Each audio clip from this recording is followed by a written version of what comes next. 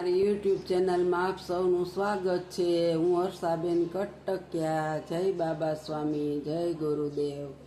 આજે આપણે બનાવવાના છીએ આખો ભીંડો।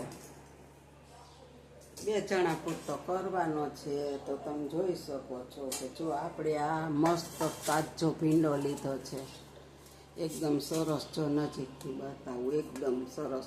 અને એને આપણે આગળ પાછળનો ભાગ કાપી અને આવી રીતના કાપો પાડી લીધો છે। જો બધાય ભીંડો આપણે સુધારી લીધો છે। આ 200 ગ્રામ ભીંડો છે અને 2 જણાનું શાક બનાવવાનું છે ને 3 જણાય જમી શકે। પણ જો તાજો ભીંડો લીધો છે અને આપણે એને વચ્ચે કાપો પાડી લીધો છે અને હવે આપણે એનો મસાલો બનાવીશું।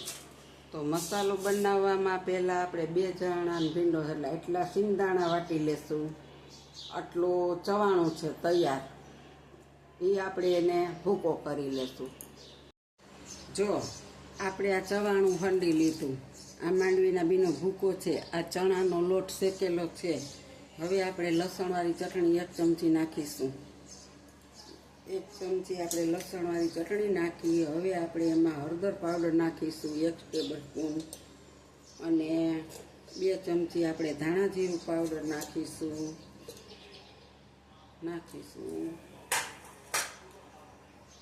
અને હવે સ્વાદ અનુસાર નિમક નાખીશું, એટલે કે ધારો કે જો 5 ચમચી જેટલું જ નિમક નાખીશું, કારણ કે ભીંડો આપણો સાવ થોડોક જ છે એટલે।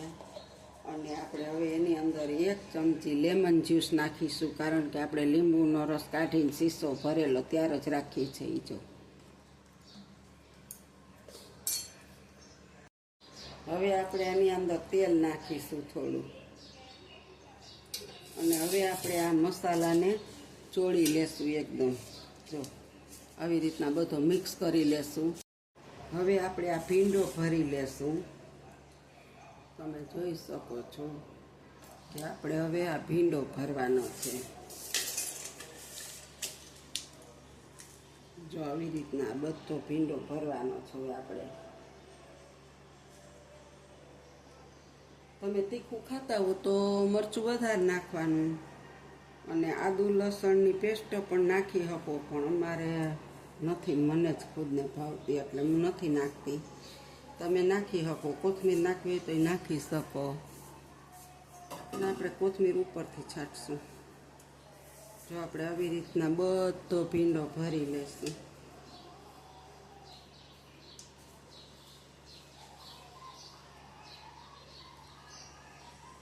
તમે જોઈ શકો છો આપણે આવી રીતે બધો ભીંડો ભરી લેશું। હવે આપણે ગેસ ઓન કરીશું, કઢાઈ મૂકી દેશું।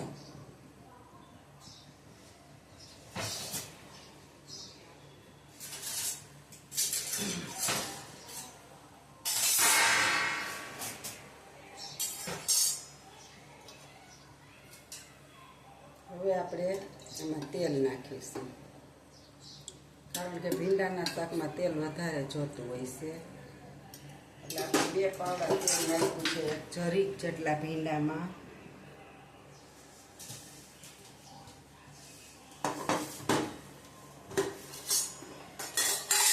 અને હવે આપણે તેલને ગરમ થવા દેશું।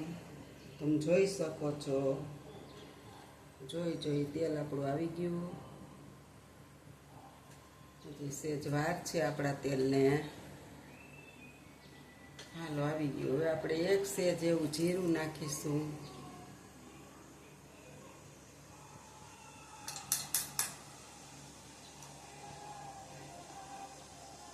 1 ટેબલ સ્પૂન રાઈ નાખીશું,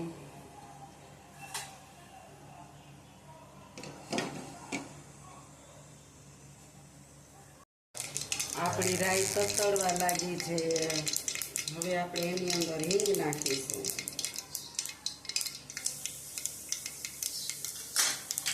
હવે આપણે એમાં ભીંડો મૂકી દઈશું સાતળવા।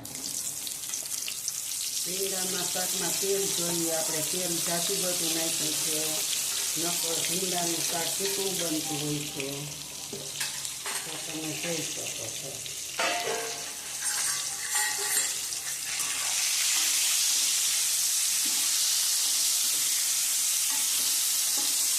આને તેલમાં તળાઈ જવો જોઈએ એટલું તેલ મૂકવાનું. જો તમે જોઈ શકો છો તો આ ચીકણું ન થાય, તેલમાં તળાઈ જાય ને ભીંડો. હવે આપણે એને આમ ખાવા માટે પાણી મૂકી દેવું.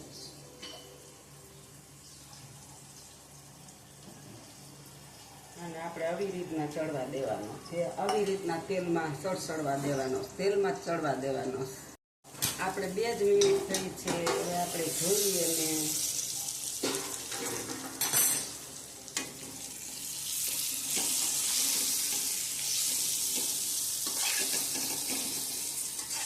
જો ભીંડો આપણો આમાં જો બધી છાઈ પડી ગઈ છે 2 જ મિનિટમાં. હવે આપણે વચ્ચે ટમેટા નાખી દઈશું, 2 સુધાઈ રાખે. અને ફરીથી આપણે પાણી છે ને જે થાળીમાં પાણી, એ થાળીને ફરીથી આપણે આને માથે ચડાવી દઈશું. અને હવે આ ભીંડા ગળી જશે અને ટમેટા પણ અંદર બફાઈ જશે. અને આપણે આને ધીરે ગેસે ચોળવવાનો છે ભીંડાને. હવે આપણે એને ચડવા દેશું. જો હવે આપણે શાકને ખોલીને જોઈ લેવાના છીએ. જો વરાળે જ શાક બફાઈ ગયું છે આપણું મસ્તનું, જોઈ શકો છો. જો ભીંડો સાવ ગળી ગયો અને આપણું શાક એકદમ બેસી તેલમાં મસ્ત બની ગયું.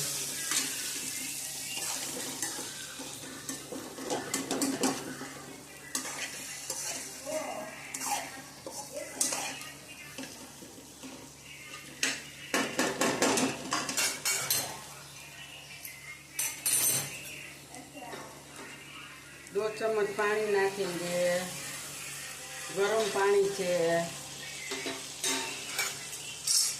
क्योंकि ये मसाला है, आप देख रही हो बैठाता भरने.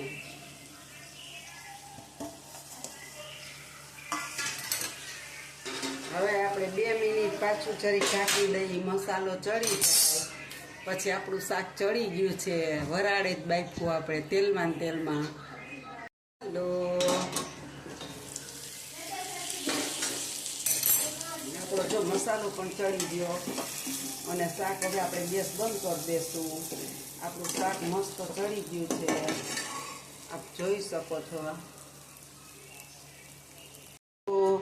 આપણું ભીંડાનું શાક કમ્પ્લીટ થઈ ગયું છે, તમે જોઈ શકો છો.